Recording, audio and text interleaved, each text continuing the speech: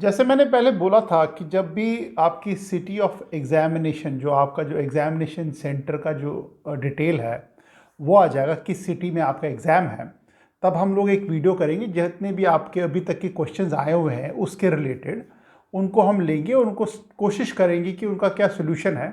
अगर सोल्यूशन है, अगर सोल्यूशन नहीं है, I will tell you up front, मैं आपको अप फ्रंट ही बताऊंगा कि यार कोई सोल्यूशन नहीं है, टाइम वेस्ट मत करो और अपनी पढ़ाई पे ध्यान दो। वैसे भी आप पढ़ाई पे ध्यान दो। Let your parent listen to those videos, let your parent do the back end logistics, कैसे आना कैसे जाना। अगर आपको सिटी पता लग गई है, आपको टाइमिंग पता लग गई है, तो you start focusing on studies. आपके जो पेरेंट्स हैं, let them handle this activity. जो क्वेश्चंस आ रहे हैं, बहुत सारे क्वेश्चंस आए हैं मेरे पास, जिनको मैं एक एक करके पढ़ूंगा तो उसका देखते हैं कि आंसर क्या क्या निकलता है। अभी जो आपकी जो एग्जामिनेशन सिटी जो है वो आपको पता लग गई है एनटीए की वेबसाइट पे। अब कुछ मेरे ख्याल से नेक्स्ट 3-4 दिन में आपको आई थिंक एडमिट कार्ड वगैरह भी आना शुरू हो जाएगा। So everything is in place, don't worry about it. किसी को कोसने की ज़रूरत नहीं कि लेट हो गया, पहले आ गया, don't worry about it.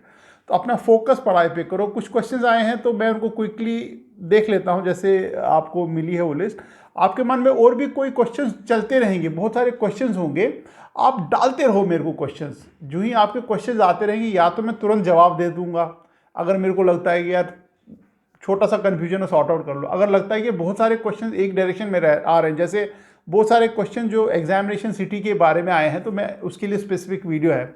But ऐसे बहुत सारे क्वेश्चन जब जमा हो जाएंगे, एक साथ हो जाएंगे, तो उनके लिए क्विकली एक एक 2-2 दिन में वीडियोज आएंगे।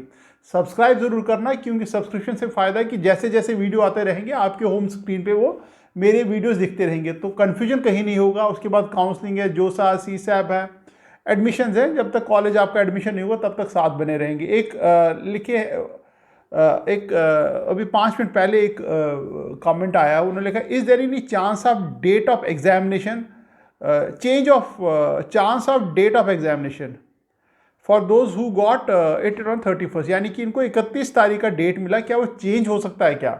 द आंसर इज नो, नहीं हो पाएगा चेंज। क्योंकि मैं अभी आपको कुछ रूल समझाऊंगा जो इनके इंफॉर्मेशन ब्रोशर पे लिखे हुए हैं, उनके हिसाब से आप पढ़ के जाओगे तो आपको समझ आएगा कि क्या चीज़ चेंज हो सकती है, क्या चीज़ चेंज नहीं हो सकती है। कन्फ्यूजन है क्योंकि पहली बार ही आप अटेम्प्ट कर रहे हैं कोई चीज़, लास्ट ईयर आपको पता नहीं क्या था, उसके पहले पता नहीं था। People who have handle this situation earlier also, they know the answer very well. So don't get excited, कोई बुरा ये करो वो करो, इधर लिखो उधर लिखो, don't do that. Is there any change, is there any, एक और लिख रहे हैं टिकरी, नाम अजीब अजीब जी से लिखे हुए हैं। Is there any change chance of reallotment of city and date, क्या शायद इनको कोई सिटी और डेट जो है वो सूट नहीं कर रही है, इनका डेट अलग आई हुई और सिटी भी शायद अब प्रेफरेंस से नहीं आई है, क्या कोई चांस है? द आंसर इज नो, नहीं हो पाएगा। Sir I am N R I, my city is not yet allotted, can you please help me. यार देखो, आपकी अभी तक सिटी अलॉट नहीं हुई है, हो सकता अगले 1-2 दिन में आए, बट डोंट टेक चांस। आप इनको एक तो मेल डाल दो क्विकली, और दूसरा इनका कस्टमर केयर का नंबर है जिसके ऊपर आप इनको कॉल कर सकते हो, या तो दिल्ली से ही या इंडिया से ही किसी को बोल के कॉल करवा लो उस नंबर से, अगर आप बाहर हो और बाहर से कॉल नहीं कर पा रहे हो तो एक इनका जो हेल्पलाइन नंबर है उस पर कॉल करके एक बार ज़रूर देख लो। बट आई बिलीव कि by the time you see this video आपको वो इन्फॉर्मेशन आ गई होगी।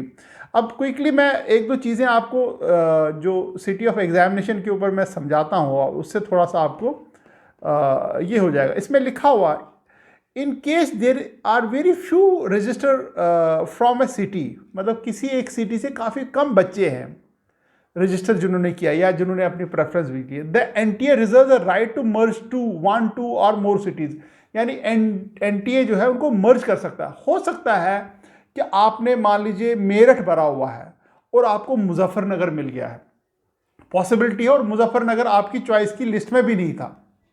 हो सकता है आपकी चॉइस की लिस्ट में मुजफ्फर था ही नहीं, बट आपको मिला मुजफ्फरनगर। उस केस में एक प्रॉब्लम ये हो सकती है कि मेरठ से काफ़ी कम, एग्जाम्पल दे रहा हूँ, मेरठ में तो काफ़ी बच्चे बैठते हैं, कि मेरठ से बहुत कम बच्चे बैठे, सहारनपुर से काफ़ी कम बच्चे बैठे, उन्होंने मेरठ, सहारनपुर और मुजफ्फरनगर के बीच में जो सिटी निकाली वो निकाली मुजफ्फरनगर। और यूपी के मुजफ्फरनगर में उसका दोनों तीनों सिटीज़ का एक सेंटर बना दिया, बच्चे कम है इसलिए बना लिया। सो उसका मतलब ये है, इसी पे बहुत सारे मेरे को क्वेश्चंस भी आए हुए हैं, तो इसको एक बार पढ़ लेते हैं। ये लिखा है I am from Kota, my centre is allotted in Kota, that's, चलो ये तो अच्छी बात है, कोटा है, कोटा में है। Sir I have not got any of the 4 centres I have been मतलब फ्रॉम द लिस्ट, यानी कि इन्होंने 4 सेंटर लिखे थे, उनमें से कुछ भी नहीं मिला इनको। सेम केस मेरठ मुजफ्फरनगर सहारनपुर, मेरठ मुजफ्फरनगर सहारनपुर में कम बच्चे आए तो उन्होंने मुजफ्फरनगर का दे दिया, मुजफ्फरनगर का सेंटर दे दिया। सिमिलरली आपने जो शायद 4 सिटीज़ दी हुई हैं, हो सकता है वहाँ पे बच्चे कम आए और उसके अगल बगल आसपास की कोई सिटी है जहाँ पे बच्चे काफ़ी सारे हैं, तो उन्होंने उसको सेंटर बना लिया, आपको भी वो सेंटर दे दिया। पॉसिबल है, क्योंकि लिखा हुआ है कि अगर आपका ऐसी कोई प्रॉब्लम है तो हम मर्ज करेंगे। दूसरा, मैं आपको जो इंफॉर्मेशन ब्रोशर पे एक और पॉइंट पढ़ के सुनाता हूँ। The decision of NTA regarding allotment of seat and centre shall be final, यानी कि हमने जो आपको बता दिया, हमने आपको दरभंगा दिया, पटना दिया, दिल्ली दिया, कोई भी सिटी दे दी, that is final. No further correspondence, यानी कि अगर आप उनको मेल लिखना चाहते हो, नहीं।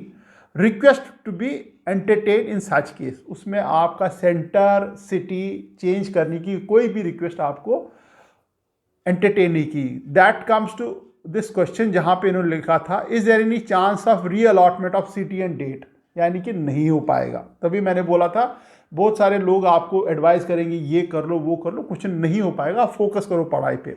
कुछ और क्वेश्चन ले लेता हूँ सो दैट आपको थोड़ी क्लैरिटी हो जाएगी। Not got a centre from any of my preference, जैसे मैंने बोला काफ़ी सारे बच्चे हैं जिनको अपनी प्रेफरेंस लिस्ट में नहीं मिले सेंटर, जो उनका एग्जामिनेशन सेंटर है, तो वो प्रॉब्लम क्यों है? वो प्रॉब्लम बिकॉज ऑफ दिस है कि बच्चे हर एक सेंटर में कम कम हैं, इसलिए उन्होंने 2-3 सेंटर्स को या 2-3 सिटीज़ को या 2-3 जो उनके एग्जामिनेशन सेंटर थे उनको मर्ज कर दिया है और मर्ज करके एक सेंटर बना लिया। तो हो सकता है कि आपकी प्रेफरेंस लिस्ट में वो सेंटर था ही नहीं और आपको मिल गया।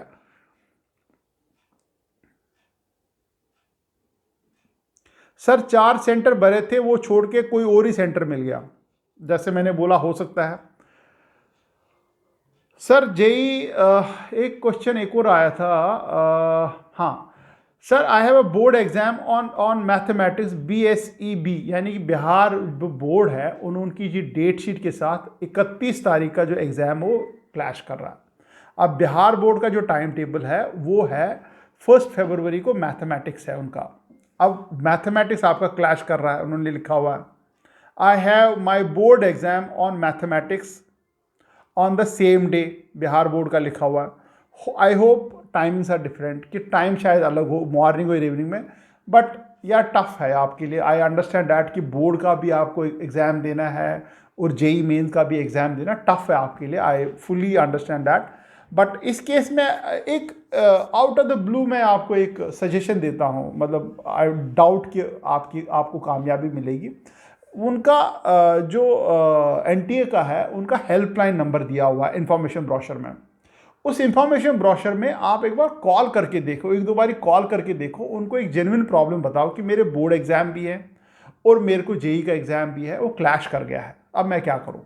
हो सकता है मतलब 1% चांस से भी कम चांस होगा कि वो शायद आपको अकोमोडेट करे।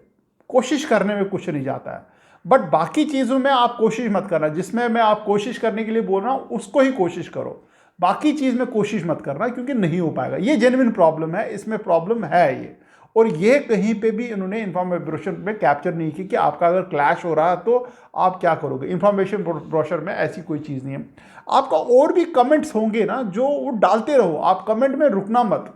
आप जितने भी जेई रिलेटेड क्वेश्चंस हैं वो डालते रहो, मैं इनको सेग्रीगेट करके एक उनका वीडियो बनाता रहूँगा। तो बिहार बोर्ड की बात तो मैंने बोल दी। आप अगर क्लैश कर रहा है आपका मैथमेटिक्स वालों का, डेफिनेटली क्लैश करेगा ये, और अगर क्लैश कर रहा है तो आप एक बार कॉल करके देखो, शायद आपका जो बिहार बोर्ड वाले हैं अगर ज़्यादा बच्चे हैं तो शायद उनको चेंज करेंगे। मैंने जो प्रेफरेंस फिल किया था वो चारों नहीं मिला। सी काफ़ी बच्चों की ये शिकायत है कि उनको जो प्रेफरेंस लिया था वो नहीं मिला। Sir I have not been allotted exam city. यार वो मतलब I told you that. Sir my Bihar board 12th exam clashes में जेई 1 Feb। आई अंडरस्टैंड, जैसे मैंने अभी पहले बोला कि आप इनको कॉल करके देखो, मेल करके देखो, शायद कुछ हो जाए। Let your father, parents, brother do it. आप उस पर टाइम वेस्ट मत करना कि यार मैं कॉल करने बैठ जाऊंगा आधा दिन 2 घंटा। आप अपनी पढ़ाई पे ध्यान लो। आपकी पेरेंट्स हैं, मदर है, फादर है, या कोई ब्रदर या एल्डर सिस्टर है जो इस चीज़ को, या अंकल आंटी है कोई जो इस चीज़ को संभाल पाए या पीछे से उस पर काम कर पाए। आप अपना फोकस करो, एक बार करके देखो, शायद हो जाए। सर 29 को एग्जाम है, एग्जाम सिटी पटना है। वेरी गुड यार, उनको तो सेम ही मिल गया है। सर मेरा सेंटर बहुत दूर है लखनऊ से। अब यार उसको क्या करें। अच्छा, एक क्वेश्चन मैंने पढ़ा, मिला नहीं मेरे को। उन्होंने लिखा था कि मेरा जो एग्जामिनेशन सेंटर है 800 किलोमीटर दूर है मेरा जो सिटी से। यार ऐसा तो नहीं है कहीं पे आपने जो गलती से एड्रेस दिया हुआ है वो या तो कॉरेस्पॉन्डेंस एड्रेस अलग दिया हुआ है और आप वहाँ से बहुत दूर रहते हो जो आपका परमानेंट एड्रेस है।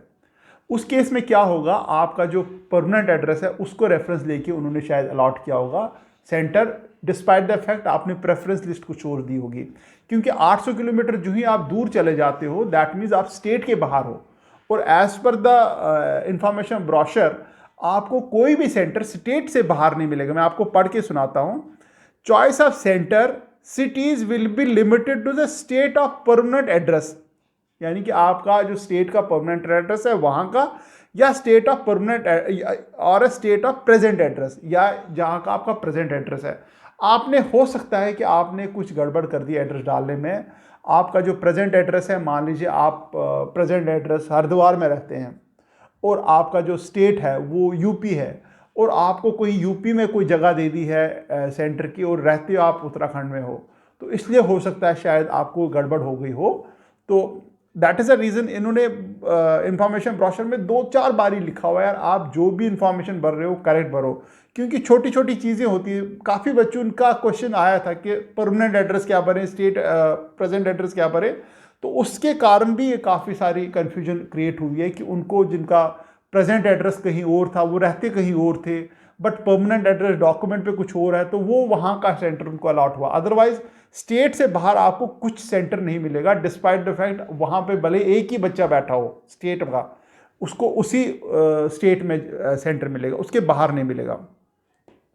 तो ये क्वेश्चन था, मुझे लगा आपसे बात करनी चाहिए। दूसरा एक और क्वेश्चन ले लेते हैं। 1 Feb Nashik, that's fine, 4 centres in new centre.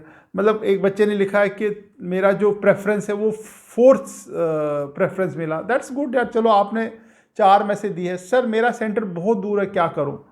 मेरे क्या करूं, मतलब यार दिस इज़ अ रियलिटी, इसमें आप कुछ नहीं कर पाओगे। बट ये है कि आपका सेंटर दूर है। आप अगर आपको मतलब दूर है, आप टिकट्स पहले बुक कर लो, आप उसका लॉजिस्टिक्स समझ लो, क्या आप कैसे जाओगे, अगर आप पेरेंट्स के साथ जा रहे हो तो कैसे जा रहे हो, ट्रेन है, बस है, वो पहले आप समझ लेना। और कोशिश करना जो एग्जामिनेशन सेंटर है अगर आप दूर से आ रहे हो तो आप 3-4 घंटे का मार्जिन रखना। हो सकता है रास्ते में कहीं बस ख़राब हो जाए, हो सकता है अगर गाड़ी में, कार में, टेम्पो में जा रहे हैं हो सकता है वो रास्ते में ख़राब हो जाए और डिस्टेंस लंबा है। अगर सिटी में है तो 4-5 घंटे का मार्जिन रखने की ज़रूरत नहीं। बट अगर मान लीजिए दूर से आ रहे हैं, आपका मान लीजिए देहरादून में सेंटर है और मेरठ से आपको जाना है, तो मतलब 3-4 घंटे लगते हैं, तो आप 2-3 घंटे का मार्जिन ज़रूर रखना कि रास्ते में गाड़ी ख़राब हो जाए या बस ख़राब हो जाए, या ट्रेन में जा रहे हो तो ट्रेन थोड़ा सा लेट हो जाए, तो आप थोड़ा सा वो मार्जिन रख के रखना। क्योंकि बहुत सारे बच्चों का जो है सेंटर्स दूर है, ऐसा नहीं है कि उनके बिल्कुल पास है, आधे 1 घंटे की डिस्टेंस पे है, दूर है काफ़ी सारे बच्चों के। तो इसलिए एक तो वो है, प्लस ठंडी का मौसम है, कपड़े अपने साथ ज़रूर जैकेट्स वगैरह लेके जाना, क्योंकि घर में आप पढ़ रहे हो इस वक्त, घर में उतनी आपको ठंडी लगेगी नहीं। But examinations are normally open big rooms, big halls, जहाँ पे खूब सारी ठंडी रहेगी। और कोई ऐसा तो नहीं है कि टेम्परेचर अगले 5-7-10 दिन में चेंज हो जाएगा, ऐसा ही ठंडे। नॉर्थ इंडिया की बात करो, स्पेशली नॉर्थ इंडिया में ठंडी चल रही है, इसलिए आप अपने साथ कुछ जैकेट्स या मफलर वगैरह ज़रूर ले जाना। भले ही हो सकता है कि वहाँ पे आप निकालो, आपको वहाँ पे गर्मी लग जाए और आप निकाल के उसको कुर्सी पे या कहीं पे साइड में या कहीं पे दे दो, दैट इज़ फाइन। बट या आपको अलाउ ना करें, दैट्स फाइन, बट आप अपने कपड़े ज़रूर पहन के जाना ताकि आपको कोई ठंडी ना लगे।